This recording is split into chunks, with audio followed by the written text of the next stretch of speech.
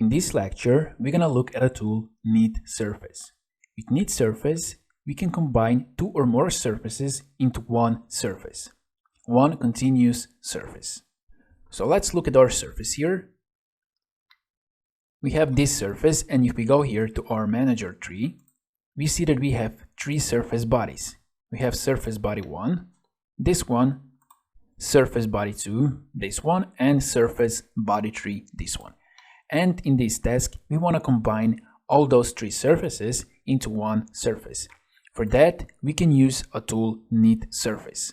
So let's go to Surfaces tab, and here we have a tool, Knit Surface. Let's choose this tool. And here we have a tab. In this tab, we have to select surfaces and faces that we want to knit. So in the first step, we will knit this surface and this surface here. And now we can just simply click OK. Like this. And now if we go to our manager tree, we see that now we have only two surface bodies. Body 1 and body 2. Surface knit 1. Now let's try to knit this body, surface body, and this one. So let's go to Knit Surface. Here, let's choose this one and this one. And now let's click OK.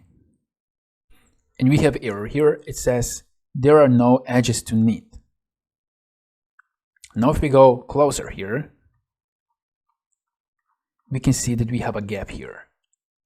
So that's why this is not possible to knit together. But here down we have a gap control.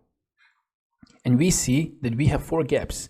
Gap 1, we see on this edge, gap 2 on this edge, gap 3 here, and gap 4 here. 0.01 millimeters. And here we have the range of the gap. So we have show gaps in range from this value to this value, and our gap is in this range. So now if we want to knit our surface, we can merge those two surfaces and we can fill this gap. We just have to check all of those gaps. And now let's try to click OK. Like this. And now if we go to our surface body, we see that we have only one surface body. We see that here we have a line, and maybe we don't want this line here. We can go to Surface Knit 2, and we can go with Merge Entities, and let's click OK. And now this line disappears. And now it looks visually as one surface body. Now if we go to our section view, we see this is surface.